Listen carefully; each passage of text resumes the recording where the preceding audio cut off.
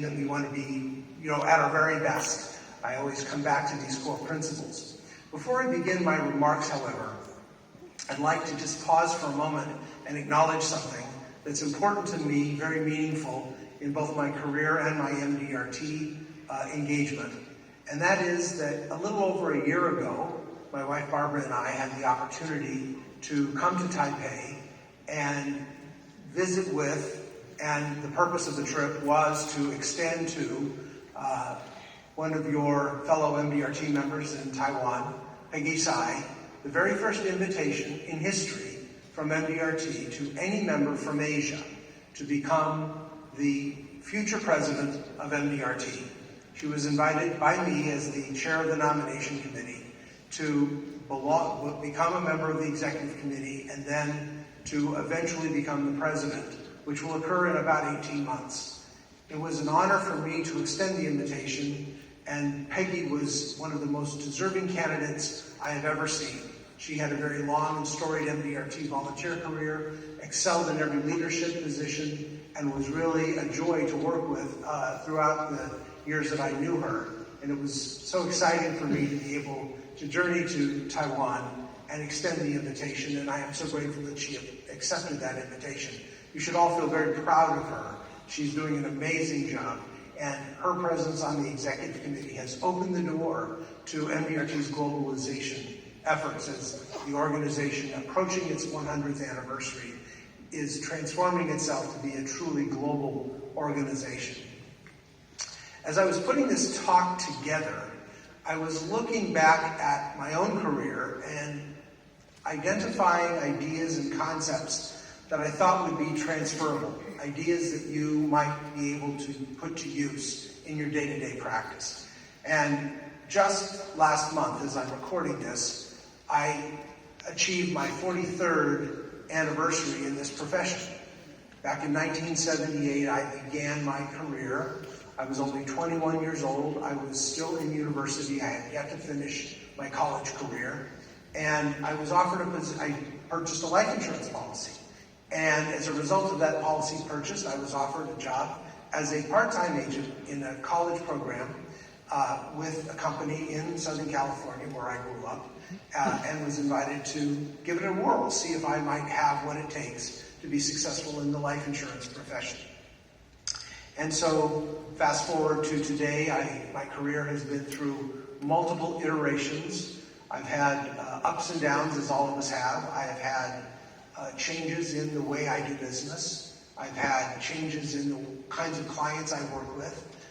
I've had to adapt to circumstances outside my control, both product-based changes, evolution of the life insurance financial services profession. The companies that we work with are constantly evolving what they are offering, creating new tools and techniques, changing products that we've become comfortable and familiar with for new ones that have new rules, new designs, yet we still service and support the ones we sold last year.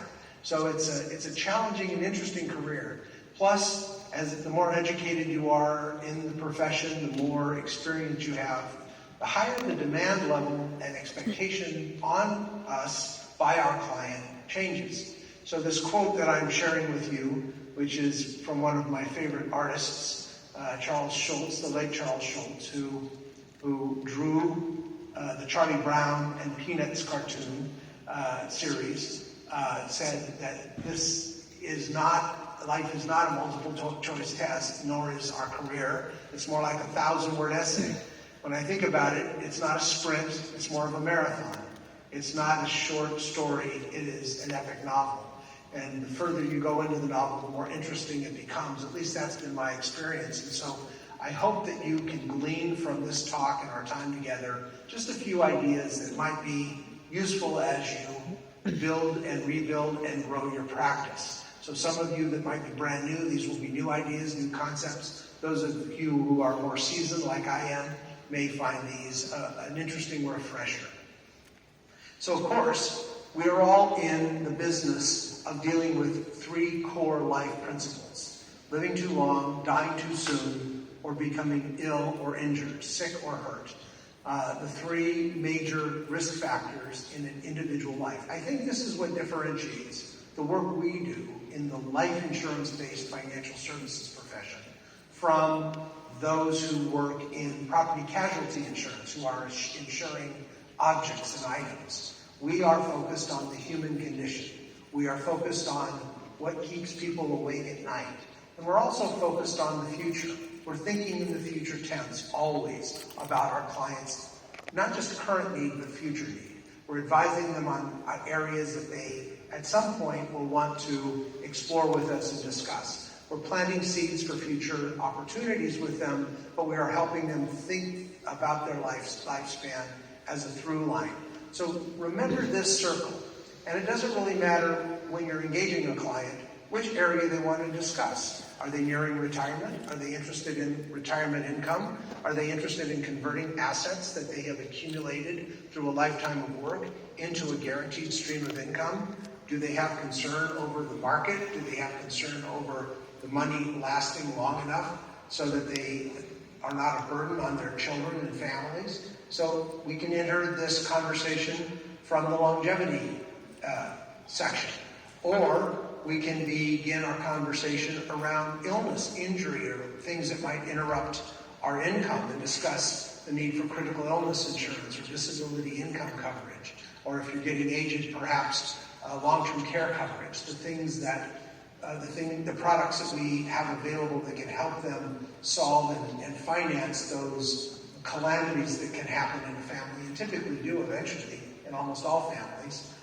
In my own family, we're dealing with multiple elderly parents who are facing the kind of inevitable changes in their health that happen as we age. And so these come up, of course, sometimes unexpectedly, almost always predictably.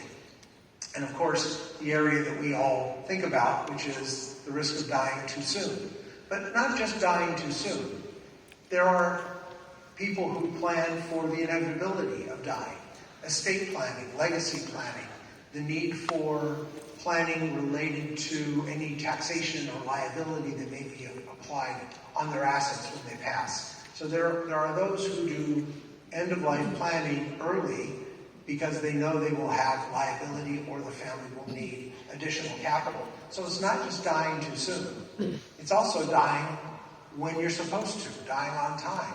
So people who are interested in creating a solution are open to conversations around that. Now, it's not always easy to entertain a client and discuss with them retaining their insurance assets for the inevitability. So we have to be careful about how we enter these dialogues. But with practice and skill and rehearsal, we can open the door gently with people and then end up in a dialogue. So I'm excited to kind of share some thoughts around what we're doing with you as I share ideas about how to build your practice and keep yourself charged up and moving. So here's how I was trained in our business. We all come in to our profession in different ways, but I think many of us, and certainly I did, came in from this approach, that the client value stack, what the client needs were, could all be diagrammed in this kind of pyramid, where we entered based on the product we had to sell. The product that we were either told to sell, or that we had to sell, or maybe it was a small portfolio product that we could offer. And we were trained and educated on how that product applied in different situations, how it worked, how the product was intended to perform over time. Was it a temporary policy, or was it something that the client would purchase for the entirety of their lifespan? What is the price of that product? How do they pay for it? What is the purchase price? Is it an ongoing cost? Is it a limited period cost?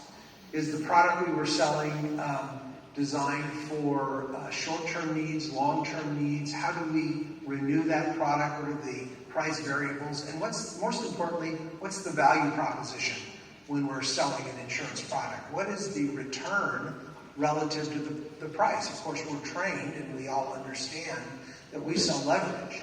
The trading in risk pooling, we're trading a small premium, relatively small premium, for a big potential benefit in the event of an unlikely event, or in some cases, an inevitable event. We give advice around that product. We give advice around how that product applies and is implemented within the client's financial plan.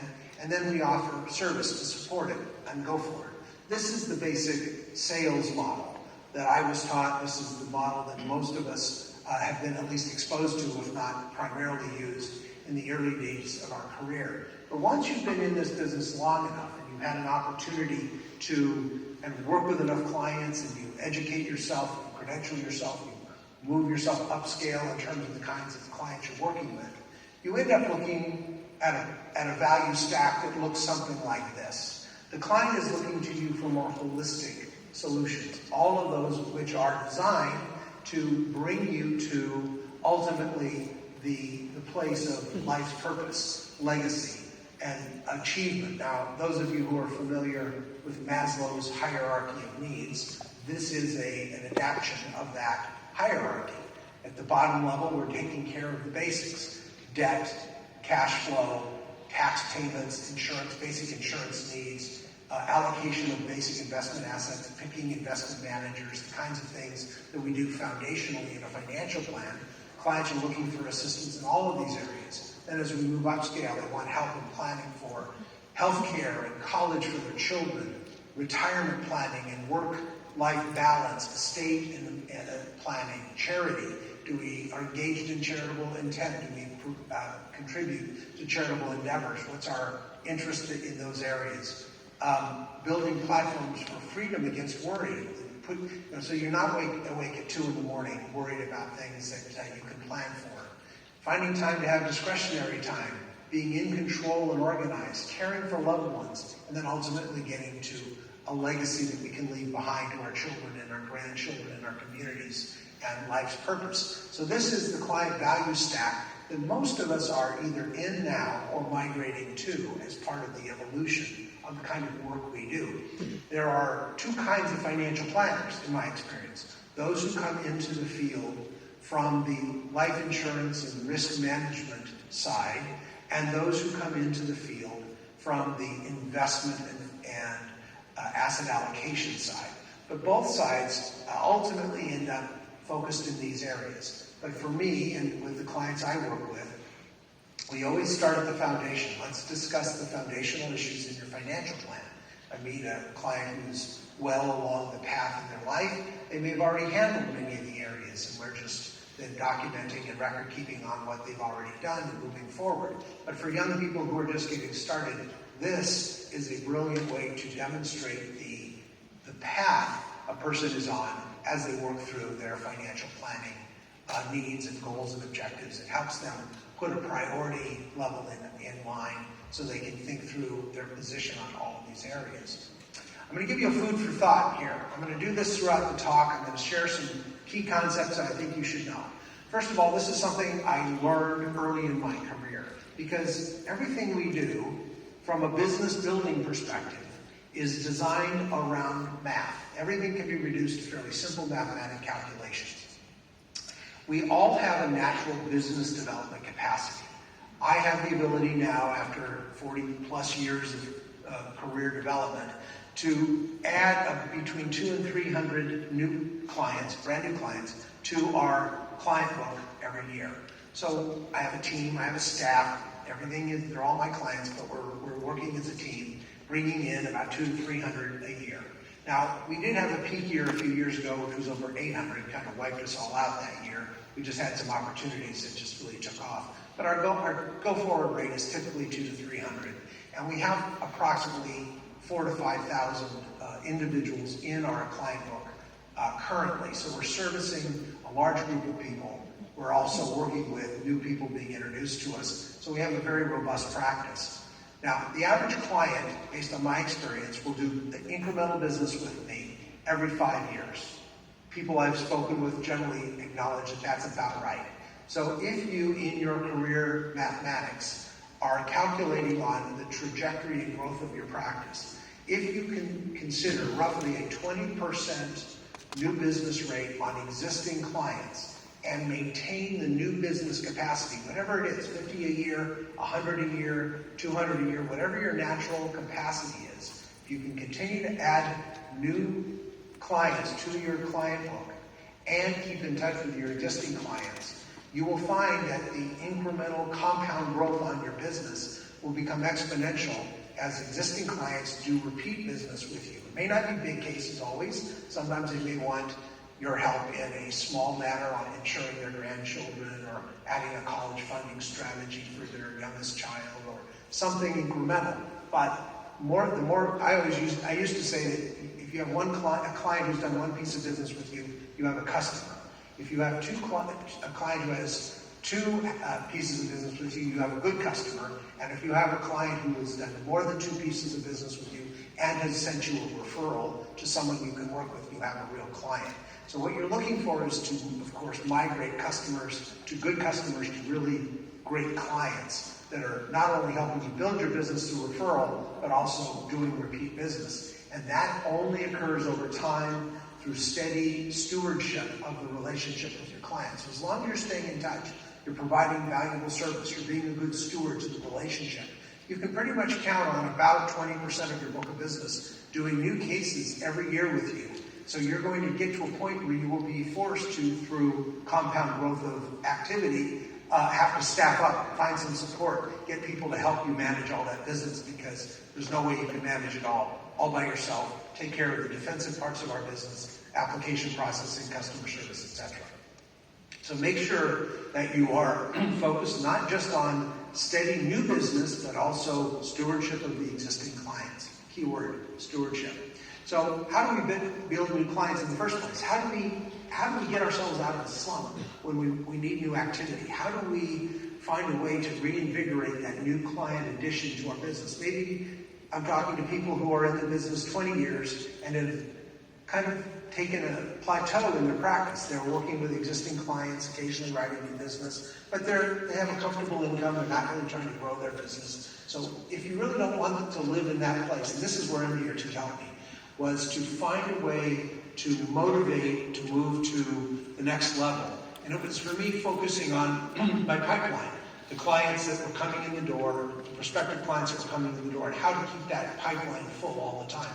And I found that using an investment, a diversified approach to prospecting, worked the best for me. So if you think of an investment portfolio, of course, it's a portfolio of multiple investment options that a portfolio manager puts together so that overall they're getting a positive result. There may be a fund or two in that investment portfolio that doesn't do well, and others that do extraordinarily well. So if we follow that same approach with our prospecting techniques, our business development strategy, our marketing strategy, we should be able to kind of create a pipeline of activity that will keep us busy all the time. I've always felt that the hardest part of our business was not mastery of the subject matter. If you stay in it long enough, you study, you stay aware, you pursue continuing education and credentialing, you will be a subject matter expert in this field. The difference between the successful people and the failures are the people that are not able to make it are those who cannot build a business concurrent with mastery of the profession. So you have to be able to do both.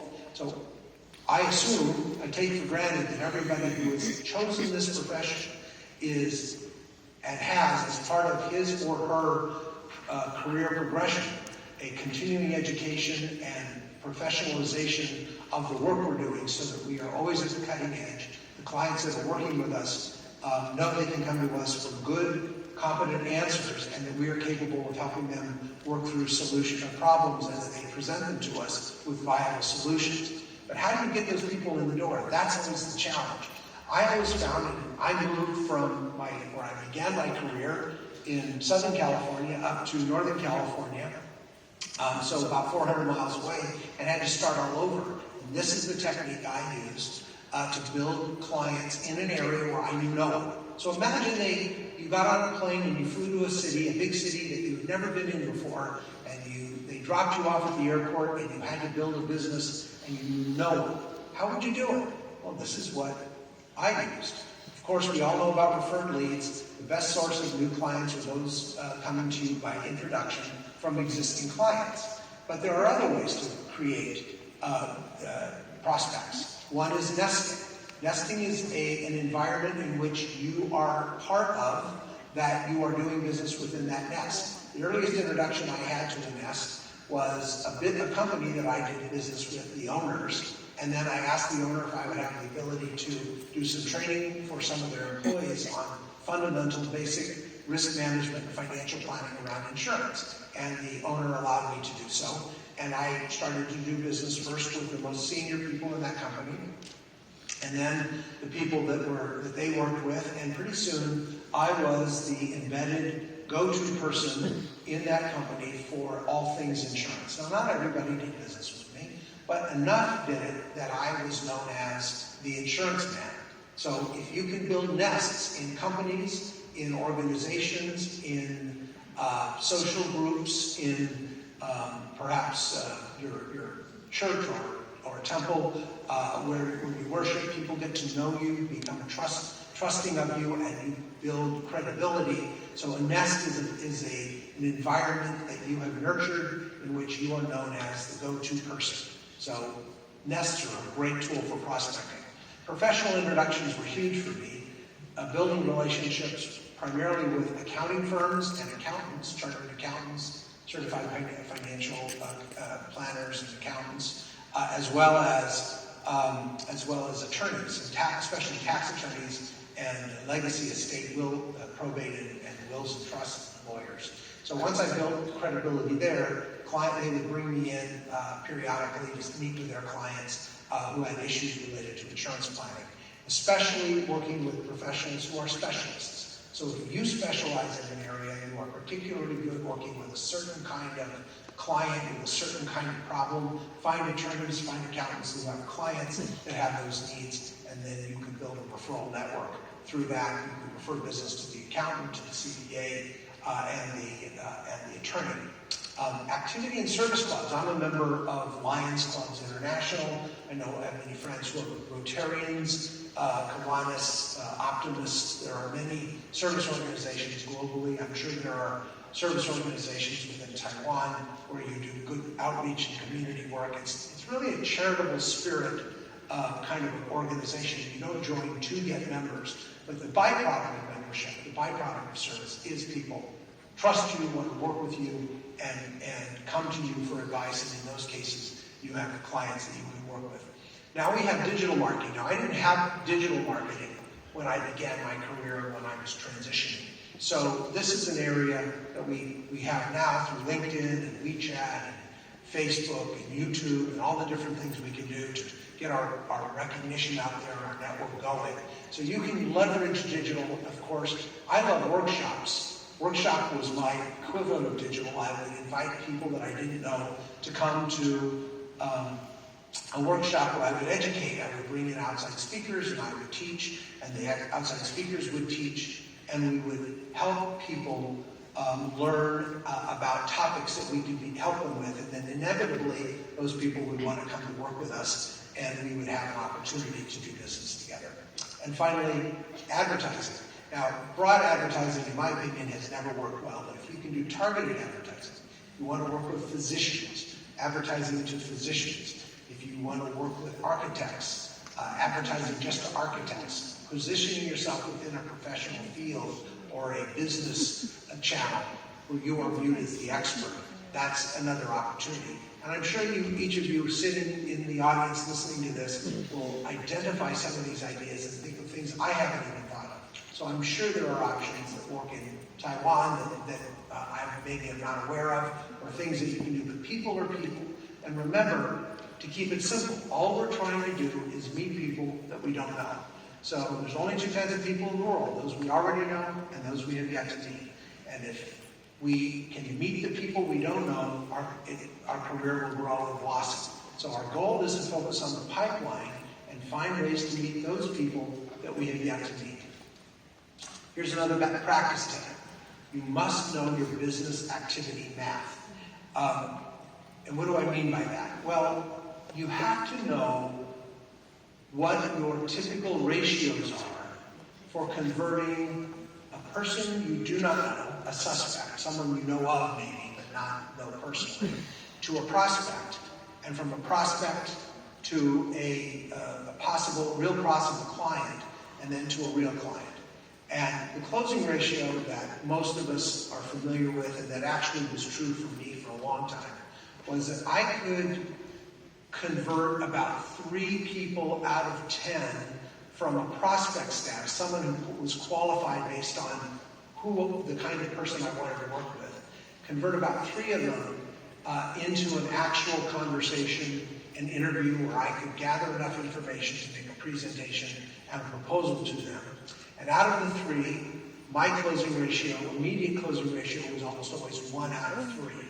So just to give you an idea of what I mean, if I have 100 people that I am aware of, and out of the 100 there are 10 who I think of as viable suspects, meaning they meet the qualifications of what I'm looking for in terms of the kind of person I want to work with, or the kind of business I want to work with, or the kind of family I want to work with, or the kind of organization I want to work with. If I can identify enough of those and cull it down to a smaller number, then out of that number, how many can I actually get in front of and start to do some work with? Then my normal math went from 10 to 3 and then 3 to 1. Now, I didn't lose the other 2 necessarily. Typically, out of the other 2, I would retain 1 as a future prospective client that I could come back and visit again. But usually I could get to a 1 sale out of 10. Of course, the 10 came from a much bigger group. So if you know your math and you know and you're tracking, and everyone should be tracking, your paid, why do we track commissions? Why do we track income? Why do we track premium in MERT? And your companies do as well, because the math, the statistics, the projections around your productivity will help you determine what you need to do to get what you need to have to run your business and feed your family. So if you need, I'm going to use US dollar example here. If I need $100,000 every month to cover my overhead, it's about right.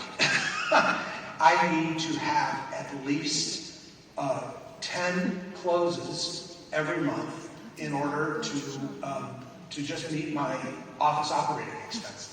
So I need to have 10 results. I have to have 30 people willing to have meetings with me. That's about 2 a day every week for new prospective clients to have conversations with them.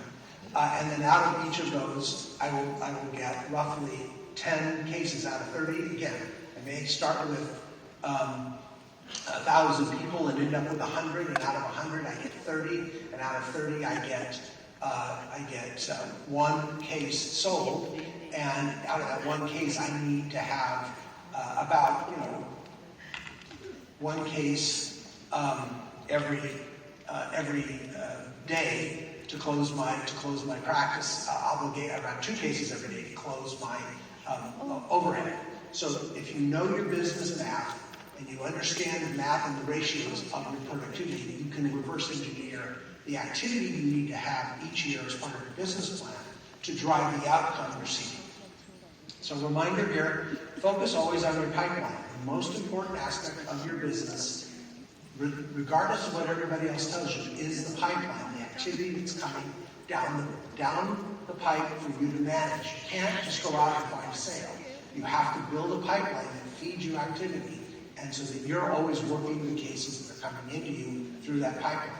The way I do that is I maintain a 2-week fully booked schedule. So my calendar is full always at least 2 weeks out, sometimes longer.